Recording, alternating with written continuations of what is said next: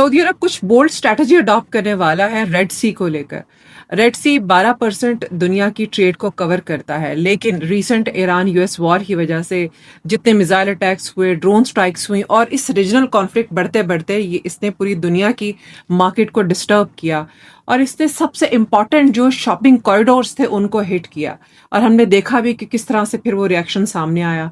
जितनी भी major global shipping companies हैं वो उनको मजबूरी ये हुई कि उन्होंने जो शॉर्टेस्ट रूट था जो एशिया और यूरोप को लिंक करता था रेड सी के थ्रू, उसको छोड़कर उन्होंने क्या किया कि एक्स्ट्रा थाउजेंड्स ऑफ माइल जो कवर करता हुआ रास्ता था अफ्रीका के केप ऑफ गुड होप, वहां से उन्होंने अपनी ट्रेड को गुजारना शुरू कर दिया।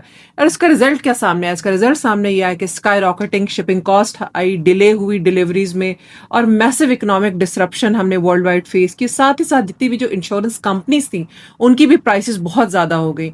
अब सऊदी अरब क्या कर रहा है कि वो एक एम्बिशियस प्लान लेकर आया है और वो ये कहता है कि रेड सी जो है उसकी मैरीटाइम सिक्योरिटी का एक पूरा ग्रुप होना चाहिए, एक कोलिजन होनी चाहिए जो रेड सी में मैरीटाइम के अफेयर्स को रेगुलेट कर सके, उसको सिक्योरिटाइज कर सके।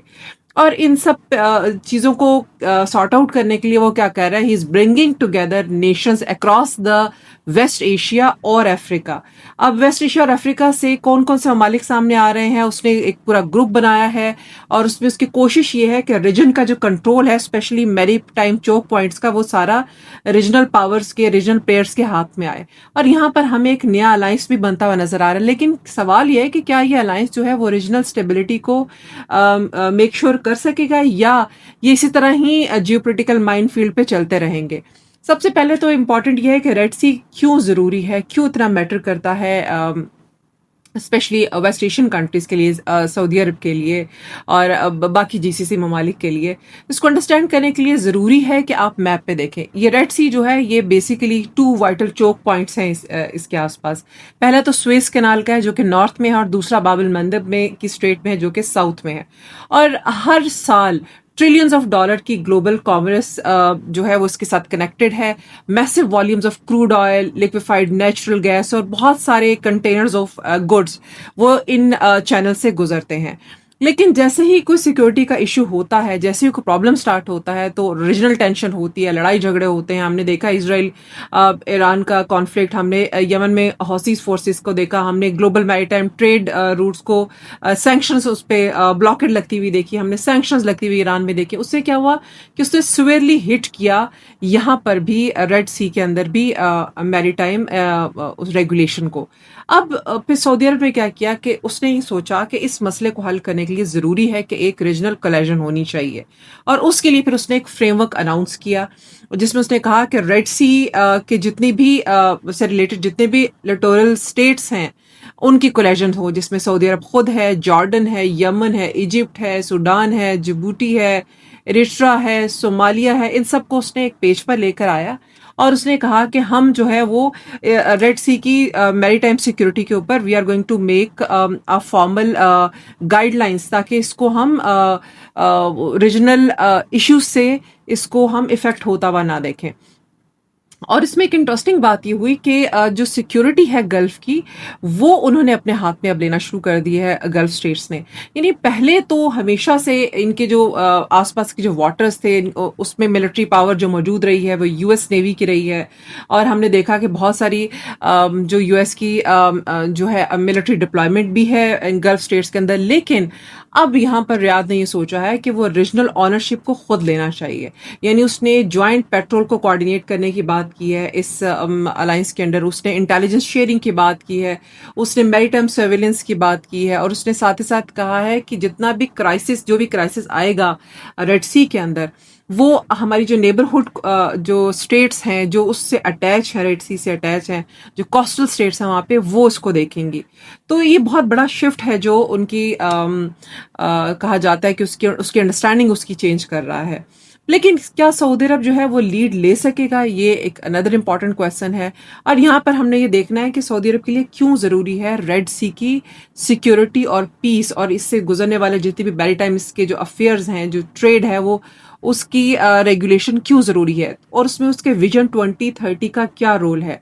क्राउन प्रिंस मोहम्मद बिन सलमान जो है वो मल्टी ट्रिलियन डॉलर के इकोनॉमिक डाइवर्सिफिकेशन प्लान उन्होंने बनाया है, जो कि हेविली डिपेंड करता है कि रेड सी कोस्टल लाइन है वो डेवलप भी रहे, वो सिक्योर भी रहे और वो किसी भी तरह के एक्सटर्नल इश्यूज का और लड़ाई झगड़ों का शिकार भी ना हो। ये मेगा प्रोजेक्ट्स हैं बहुत सारे जो इंट्रोड्यूस कराए जा रहे हैं।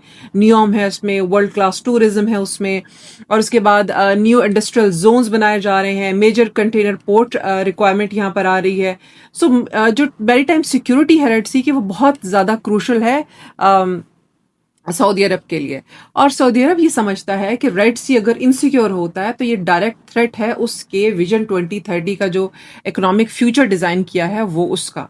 और अब जो हम नेक्स्ट उस पर आके जब देखते हैं तो हम देखते हैं कि अफ्रीकन नेशंस भी साथ खड़ी हैं इस विजन के। और क्यों?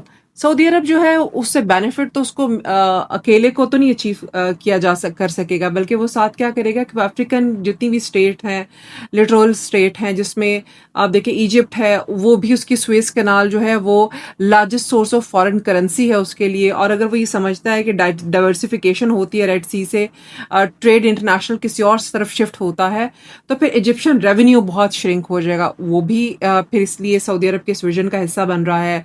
जिबूटी जो है वो बाबुल मंदब के राइट साइड पे है और वही समझता है कि जितनी भी मिलिट्री बेसिस हैं और जो मैरीटाइम स्टेबिलिटी पे रिलाई करती हैं, उन सबको वो एक सिक्योर प्लेटफॉर्म प्रोवाइड कर सकता है। तो इसलिए वो उसके कंसर्न इसके साथ है। सोमालिया जो है उसने बहुत सारे मैकेनिज्म इंट्रोड्यूस करवाए हुए हैं इलीगल फिशिंग, स्मगलिंग और पायरेसी के ऊपर, और उसको एक्सटेंसिव कोस्टल लाइन के ऊपर सिक्योरिटी चाहिए है।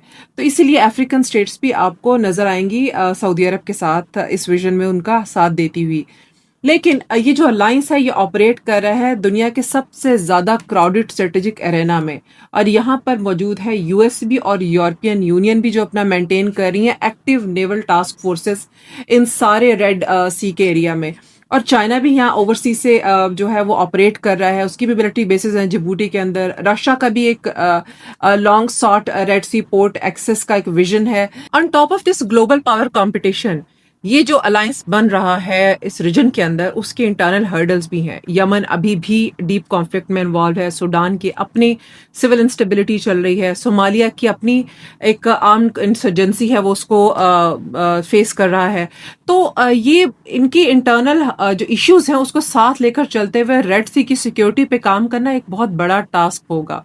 सो building an operational security architecture among all these Nations, जो स्पेशली वो ममालिक जो मुख्तलिफ मिलिट्री कैपेबिलिटीज और डोमेस्टिक रियलिटीज के साथ इस अलायंस का हिस्सा बन रहे हैं, सऊदी अरब जो जिसके ऊपर काम कर रहा है, जिसको लीड कर रहा है, ये एक अल्टीमेट टेस्ट भी है।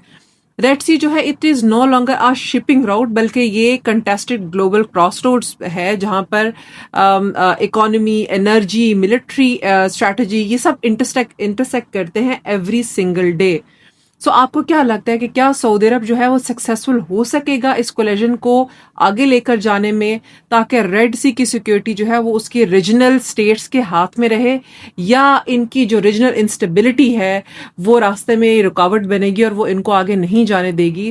प्लीज़ अपने कमेंट से ज़रूर हमें आगाह कीजिए। Like this video and subscribe the channel. In the next video we are going to discuss another international issue. Thank you.